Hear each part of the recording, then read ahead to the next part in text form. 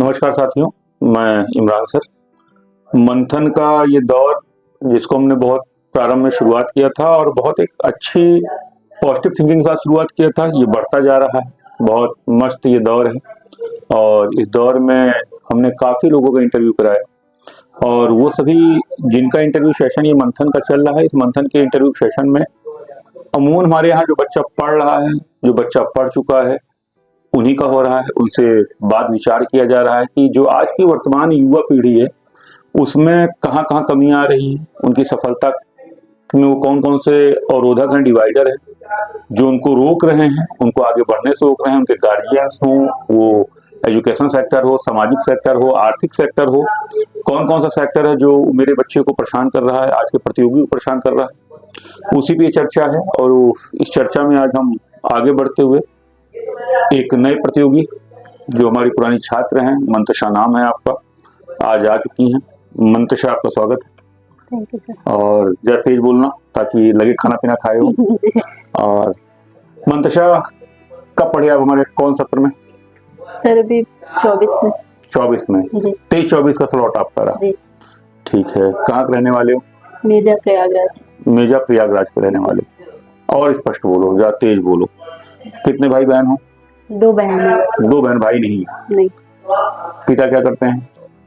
पिता LIC में कुछ काम करते हैं। अच्छा, LIC में काम करते हैं। माता? माता नहीं। माता नहीं, सॉरी। कौन बचपन से पढ़ाया लिखाया आपको? बचपन से तो मामा के पास ही रहे हैं, वही पढ़ाया लिखा है, पापा से कोई मतलब नहीं है। अच्छा, मतलब माता पिता जो आपके हैं वो मामा मामी हैं। जी। और मैं जहाँ तक जानता हूँ शायद कि आपकी नानी का बड़ा सहयोग है आपके जीवन में। जी, बहुत बहुत सहयोग। आप शायद दुनिया में वो भी नहीं। हाँ। ठीक, कोई बात नहीं। जो मंतशा इस दुनिया में आया है, नियति ये कहती है कि उसको जाना है, तो और हमको आपको अपना, तो मेरी भी माँ नहीं है इस दुनिया में, और हमको ये लगता है कि हमारी नीति हमारे साथ ऐसा क्यों हुआ। तो बहुत सारे लोग को बेटा बहुत सारा दर्द है और उस दर्द के साथ उसको जीना है, तो ये कोई बड़ी बात नहीं। ठीक है। किस कोर्स के लिए हमारे एडमिशन लिए थे बेटा? SSC CGL के लिए। SSC CGL के लिए। तो यहाँ के बारे में किसी ने बताया था कि अपने आप आना हो? नहीं, वैसे हम अपने फ्रेंड्स लोग से कांटेक्ट कर रहे थे कि मतलब कोचिंग पढ़ रही है। हाँ, तो 1-2 मेरी मतलब बचपन की दोस्त थी, तो उन लोगों से हमने बात किया, तो वो लोग बोली कि हम लोग अदन अकेडमी में ट्रायल ले रहे हैं। हाँ। आके देख लो, अगर तुम्हें ठीक लगे तो करो। क्या नाम था उनका? हर्षिता यादव, पारुल। अच्छा, ये आपके दोस्त पहले से दोस्त थे? जी जी। हमको लगा आप यहाँ कोचिंग में लेते होंगे। नहीं नहीं नहीं। हर्षिता तो और पारुल बहुत अच्छी बच्ची थी। जी जी। पारुल ने शायद अपना कुछ कंप्यूटर वगैरह कुछ कोर्स चालू कर दिया। नहीं, बताया था हर्षिता ने शायद कुछ कंप्यूटर वगैरह गाँव से कर रही है।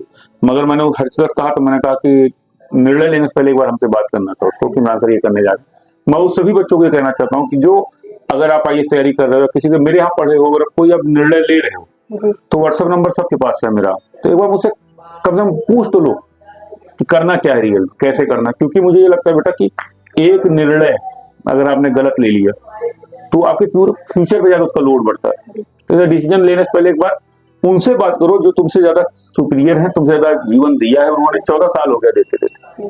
ठीक है। जब आए तो कैसा लगा माहौल यहाँ का?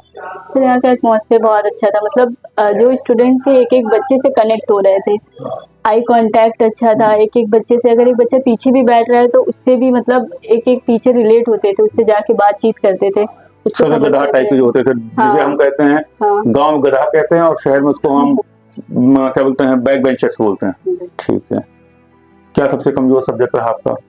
वैसे तो मैथ्स के स्टूडेंट थे, GS से बहुत डर लगता है, GS से बहुत डर, हिस्ट्री से ज्यादा। अच्छा अच्छा। तो कुछ इम्प्रूवमेंट आया? जी, बहुत इम्प्रूवमेंट। मतलब उसमें दिलचस्पी नहीं थी बिल्कुल कि कभी पढ़ेंगे GS। अच्छा। लेकिन यहाँ के मतलब इंटरेस्ट बढ़ा कि हाँ GS पॉलिटी में इंटरेस्ट बढ़ने लगा, पढ़ने लगे, फिर समझ में आने लगा। पहले लगता था कि कैसे याद करेंगे इतना सारा, लेकिन फिर जब पढ़ने लगे तो ये हुआ कि याद नहीं करना है, बस समझना है और कुछ है नहीं। अब तो मैं ये कहूँगा कि आपका कोर्स मेरा कंप्लीट हो गया जी। बहरहाल आप अगर अगल बगल कहीं हो तो GS में इस समय श्री गुप्ता सर पढ़ा रहे हैं, हिस्ट्री और पॉलिटी देख रहे हैं।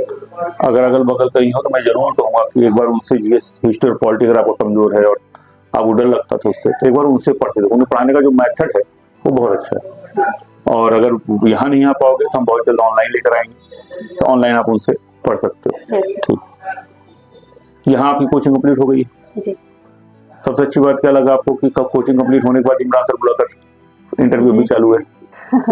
वाह, हम अपने किसी बच्चे को नहीं भूलते, जी। हम अपने किसी बच्चे को भूलते ही नहीं कभी। जी, जो हमारे यहाँ 2014 का होगा, 12 का होगा, मैं उसको नहीं भूला। जो सिलेक्शन ले चुका होगा, जो नहीं लिया होगा सिलेक्शन, हम उनको भी नहीं भूलता कभी। वो शायद हमको भूल गए होंगे, मगर हम उनको कभी नहीं भूलते, अपने किसी स्टूडेंट को नहीं भूलते कभी। आप जब सिलेक्शन पा जाएंगी और लगभग 10 साल बाद ही मिलेंगी, तो नाम चाहे मैं भूल जाऊं, मगर मुझे बहुत अपने आप से इस बात का गर्व होता है कि मैं कभी अपने बच्चे का फेस नहीं भूल सकता।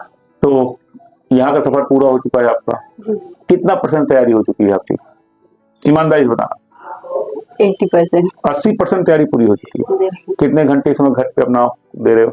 घर पे सर घंटे से नहीं, लेकिन जैसे सब्जेक्ट के अकॉर्डिंग क्या मेरा तैयार है क्या नहीं, उसके अकॉर्डिंग जितना हमें लगता है कि इतना पढ़ ले आज, तो वो कंप्लीट कर लेते हैं। अच्छा। मैथ्स वगैरह 2-3 घंटे उस पे देते हैं, बाकी जीएस वगैरह तो डेली का रिवाइज रहता है। मैं तो तुम्हारी अच्छी भी थी, जी, पहले से ही अच्छी थी। मैं साइड से ही तुम आपके इस पूरे जितना अभी तक का आपका ये सफर बीता है जीवन का, भविष्य में सबसे बड़ा योगदान किसका मानती हो आप? क्या लगता है कि वो कौन शख्स है जिसको आज आप इस इंटरव्यू के माध्यम से बताना चाहते हो कि ये ना होता जीवन में, सर न पढ़ ना पाती? कोई ऐसा है? मेरी नानी। आपकी नानी? जी। यस। मामा में सहयोग क्या रहा? हाँ, मामा लोग बहुत अच्छे हैं, मतलब बहुत सहयोग करते हैं हर एक चीज में, क्या करना है क्या नहीं करना है। जिस कलयुग में पिता साथ न दे, उस कलयुग में अगर मामा ने इतना भी साथ दिया है, बहुत दिया है। तो बहुत दिया है। जी, तो आजकल जो महंगाई का दौर है, जी। इस दौर में अपनी औलाद को भी पढ़ानी बड़ी बात है, नो डाउट। नानी की डेथ कब हुई? 15 मई 2024। 15 मई 2024 को। ठीक है। नाना क्या करते थे आपके? नाना मेरे वैसे तो मतलब खुद का बिजनेस था, घर में वो फुटवियर की शॉप वगैरह थी, चक्की वगैरह था, वो सब था। आपको आगे क्या चल के सपना क्या है बनने का? अभी तो सर यही है कि सीजीएल क्रैक कर ले, उसके बाद फिर सीजीएल में कोई डिपार्टमेंट आपका है सपना? किस डिपार्टमेंट में जाना चाहते हैं? इंस्पेक्टर। जी, एक्साइज इंस्पेक्टर हुआ या इनकम टैक्स इंस्पेक्टर हुआ? Income tax. वेरी ठीक है। अभी भी क्या लगता है कौन सब्जेक्ट कमजोर चल रहा है? अभी भी सर सब्जेक्ट तो सारे बस जीएस में वही फंस जाते हैं। जी, अगर मैथ, रीजनिंग, इंग्लिश अच्छी जा रही है आपकी, जीएस जैसे 25 का है, अगर उसमें से आप मुझे लगता है कि अगर आप 15-16 भी कर जाओगे, मान लो 10 छोड़ भी दे रहे हो, और उधर रीजनिंग और मैथ से आप कवर कर रहे हो, इंग्लिश से कवर कर रहे हो, तो बहुत माइनस नहीं होगा। रीजनिंग मैथ्स अच्छी तो है, लेकिन स्पीड अभी उतनी तेज नहीं है, जैसे इसका मतलब स्पीड होनी चाहिए। एसएससी टोटल स्पीड पे निर्भर है, और स्पीड टोटल प्रैक्टिस पे निर्भर है। प्रैक्टिस करके ये तय करो कि हम 100 क्वेश्चन को कितनी देर में कर रहे हैं। जब आप बहुत तेज पढ़ने में हो, अगर आप 1 घंटा 20 मिनट में अगर क्रैक नहीं कर पा रहे हो, तो या 60 मिनट में क्रैक नहीं कर पाओ, फिर उसका कोई मतलब नहीं। ठीक। और कुछ कहना चाहते हो जो आपको अध्ययन से मिला? सर अध्ययन से तो मुझे बहुत कुछ मिला है, मतलब हर चीज से सपोर्ट मिला है, फाइनेंशियल सपोर्ट मिला है। क्लास में भी कुछ प्रॉब्लम होती थी तो आप हैं, मैम हैं, सब लोगों ने सपोर्ट किया हमेशा, पढ़ाई लिखाई, यहाँ तक यहाँ से जाने के बाद भी आप सपोर्ट करते रहे, हर वक्त पूछते रहे क्या जरूरत है क्या नहीं। मंतशा, इस बात का गर्व होता है कि मालिक ने उस लायक बनाया था जी। और मुझे हमेशा ये लगा कि जो फलदार वृक्ष होता है वो सदैव झुका हुआ होता है। मुझे मेरा बच्चा क्या मानता है, कहाँ देखता है, मुझे नहीं मतलब है, मगर मैं अपने बच्चे के साथ ईमानदार रहूं, हर परिस्थिति में ईमानदार रहूं, वो अच्छी हो बुरी हो, वो मेरे यहाँ पढ़ रहा हो या नहीं पढ़ रहा हो, इससे कोई लेना देना नहीं। मगर अगर मेरे बच्चे के आंख में आंसू है, मेरा बच्चा कहीं परेशान है और लीगली परेशान है, अगर वो ईमानदारी से परेशान है, तो उसके साथ मैं खड़ा हूँ। कभी कभी हो सकता है कि मैं खुद इतना दुखी रहा हूँ, ना खड़ा हो पाया हूँ, क्योंकि मेरे ऊपर पूरा अंपायर है। ऐसा हो सकता है कि ऐसा रहा हो कभी। और कुछ कहना चाहते हो? कब तक सिलेक्शन हो जाएगा? सर उम्मीद तो है इसी साल 2025 टारगेट पे है, मार दिया जाएगा। जी। ठीक है। यूपी पीछा ली जा रही है, उसको भर देना।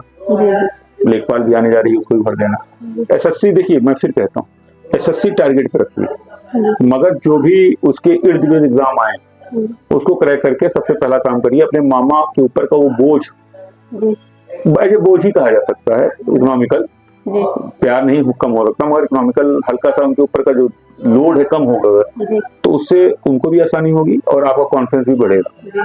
और मुझे लगता है कि एक पेपर अगर आपका क्रैक हो गया तो मुझे नहीं लगता कि फिर कोई एग्जाम बचेगा। केवल मुझे हमेशा लगता है कि एक पेपर क्रैक होना बहुत जरूरी है। एक पेपर क्रैक होने के बाद ही फिर हमारा एग्जाम निकलने शुरू हो जाते हैं। ठीक है, और कुछ कहना है?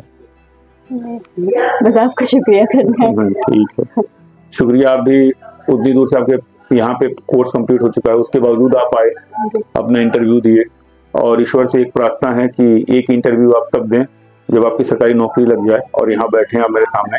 वो कॉन्फ्रेंस अलग होगा, वो लेवल अलग होगा, और मेरा ये विश्वास है कि 2025 तुम्हारा आखिरी होगा।